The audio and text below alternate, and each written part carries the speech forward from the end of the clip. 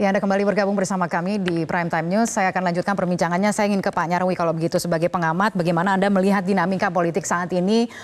Melihat sudah ada dua koalisi yang mendaftarkan secara resmi pasangan capres dan cawapresnya. Tersisa satu koalisi yang dikatakan masih akan menunggu paling tidak ya sampai dengan ada beberapa nama yang ya paling tidak Pak Jokowi kemudian ada juga Pak Zulhas gitu yang dikatakan akan segera pulang pada hari Sabtu ini.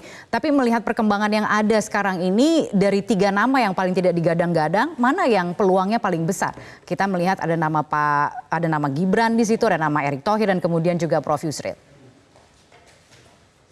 Gini, Kania ya, kalau dari nama-nama yang beredar dan juga proses dinamika politik yang berjalan sampai hari ini di kubu Pak Prabowo ya, saya kira nama Gibran itu masuk daftar prioritas paling penting ya.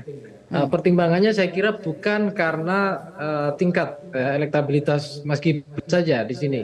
Kalau dari sisi itu kan di beberapa data survei kredibel itu kan masih di bawah Pak Erick Thohir ya saya lihat di beberapa data survei.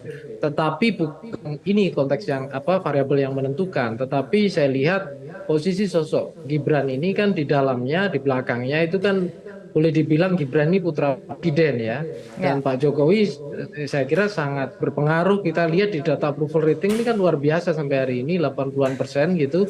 Dan dukungan dari Pak Jokowi saya kira itu bisa menjadi modal besar ya bagi Pak Prabowo. Dan apalagi Gibran ya, ini Jawa Tengah basis ini. Saya kira kalau misalnya seandainya ya, ini seandainya, andai-andai kan bisa aja ya. Pak Prabowo ini berhasil gitu ya mempersuasi Mas Gibran, membujuk-bujuk Mas Gibran gitu. Ada kemungkinan Bang Erik ini dan kawan-kawan cukup kerja keras juga untuk mempertahankan basis banteng di Jawa Tengah gitu ya. Dan kemudian juga bahkan sampai ke Jawa Timur gitu loh. Karena saya kira ini juga godaan terbesar. Nah, ini nasib salah satunya tentu saja ada di Mas Gibran nih. Apakah Mas Gibran tergoda gitu?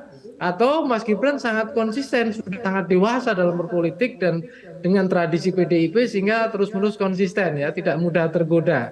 Ya, nah ini juga ini. Tapi kalau ini yang terjadi tentu upaya panel Barus dan kawan-kawan ini juga makin berat untuk meyakinkan Pak Prabowo kan gitu. Karena juga yang menarik ya, tentu saja ya kan ya. Ada upaya dorongan seperti ini kan juga bukan fenomena yang baru ya dari teman relawan ketika Pilpres itu sudah dari zaman era Pak Jokowi. Kita juga lihat ya teman-teman dari Projo itu betapa memperjuangkan ya untuk Pak Jokowi supaya dinominasikan oleh Bu Mega pada waktu itu gitu. Sama seperti Mas Ganjar yang beberapa juga di Rendos relawan ya. Nah, tetapi konteksnya mungkin yang agak berbeda hari ini ya. Pertama jelas kalau dulu Pak Jokowi itu kan sosok yang didorong untuk capres dan itu kan penuh harapan tentu saja ya di era-era itu dengan elektabilitas yang juga meningkat terus.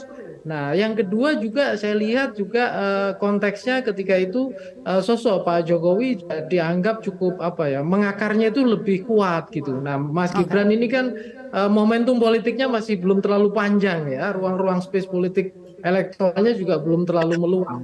Sehingga ini saya kira juga menjadi kendala. Kita tidak heran kenapa tingkat elektabilitas Mas Gibran sebagai sosok cawapres itu belum sepenuhnya bisa meroket ya.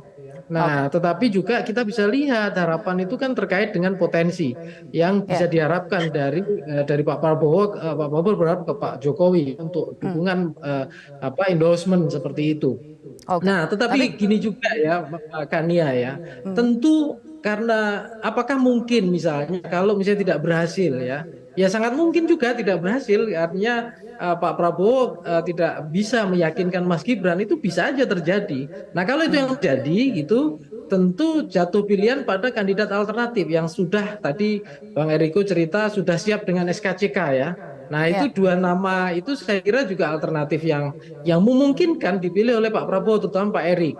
Nah, alternatif yang lain saya kira ya kan ya. Kita tahu ya Pak Prabowo berapa kali silaturahim ke Bu Khofifah di Jawa Timur.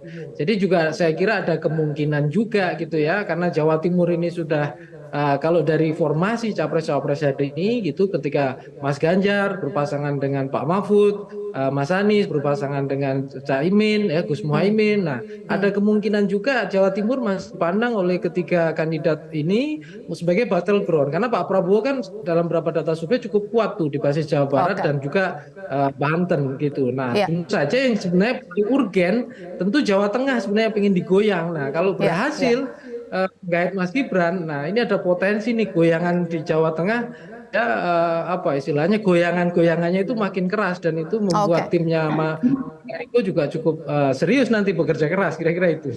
Jelajahi cara baru mendapatkan informasi. Download Metro TV Extend sekarang.